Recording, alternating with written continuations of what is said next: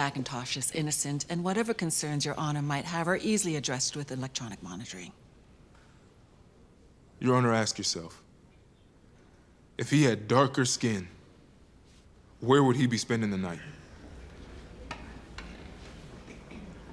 I think you and Miss Sanders know the answer.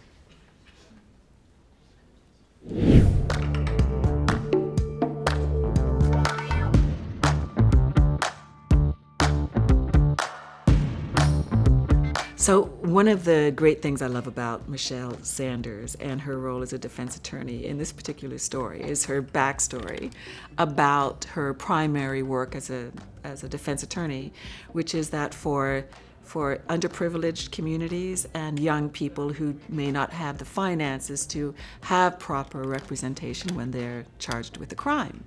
So a friend of Michelle asks her to do this favor and to represent this young boy.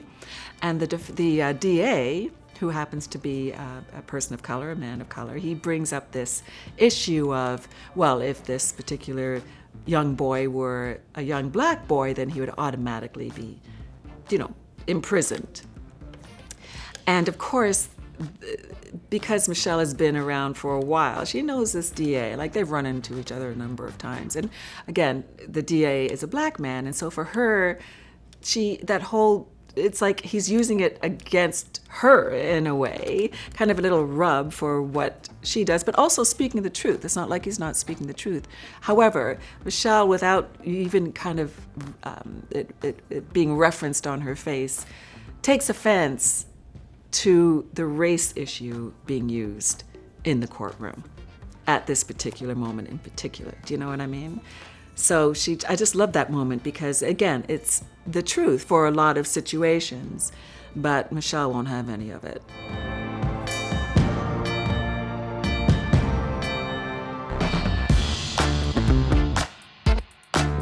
Well, there's one part of the show where Michelle is talking to her friend Jake, and he's the friend that asked Michelle to take on this case. And this is part of the show, so it's a little bit of a spoiler, however, and it was written this way. But, she references these like crazy white women. I mean, like, they're just like they're crazy. Black people don't do that. They do other stuff, but they don't do what these people.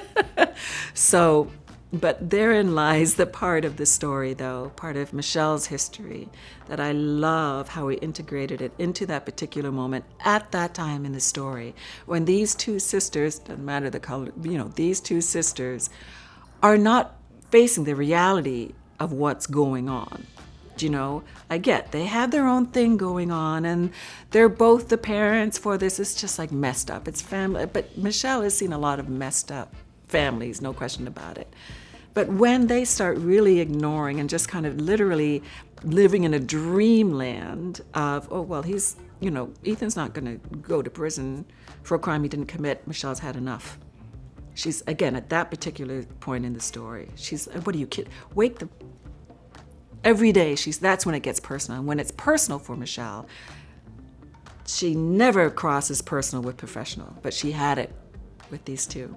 And that particular scene, that moment in particular, I'm so proud of, because I collaborated with Regina Corrado and Olivia Melch, the two showrunners, about that particular moment. There was that, because we had created this backstory for Michelle Sanders. And I felt, as I was reading and working on that scene, about 3 days prior to filming it, I just felt like this is the moment. This is the one opportunity that we have in this story for Michelle's life to be revealed. Doesn't have to be a lot, but this is the chance for her, not just her strength, but her personal story to come out. It's like, wake up every day. She knows people who've gone to prison. Like all of it, she makes it personal. She stops herself at the end of that because it's just, all right. But she makes it known. You two are way too, wake up. This isn't about you anymore. This kid, even that she makes personal. This kid, who is that kid to her? She makes that personal in a big way. So when the writing is that good, and when the collaboration is that open and embraced and enthusiastic, no matter the outcome, It doesn't matter what the outcome was. It would have worked. It works beautifully, no matter what. But when it just kind of hit that peak, I love it. I have to say, when I got the link to watch all the episodes, of course I binged the whole. I stayed up till 3 o'clock in the morning watching every single episode. But when I saw that scene, I scared myself. I did. It's like, I rewound it and watched it a few times, and I don't do that. Well, that's the beautiful thing as well, how the season ended. And when I was reading those scripts, I was shocked about how it ended. And I love how there's still some unanswered questions about Michelle and Jake. What was their history? They touch on it kind of here and there very, very briefly, and nothing substantial, but why is she going there in the middle of the night? What is, that scene that they have at his house, before Chloe shows up, and that whole kind of flirting thing, what really is their history? So these unanswered questions, I love it. I love it when things aren't wrapped up in a nice, pretty bow, because that's usually not what happens in life anyway. I know exactly who killed them. I can't tell you. Actually, I have no idea. I wish I knew so I could have a secret.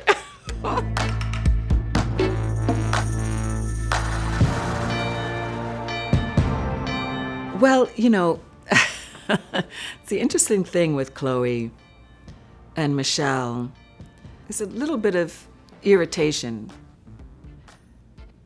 where Michelle was really like, she's kind of had it with Chloe in a way, because Chloe's such a control freak, but it's, as is Michelle, it's her case. She hired her, let me do my job. And she's like, oh yeah, no, I did this. Chloe's like, that one scene where Michelle's in the car. Oh no, I got this guy to do this. Yes, of course he did. Of course he did. Yeah, okay, great. Whatever works, frankly. As long as it's not illegal, or as long as you're not caught. I'm kidding.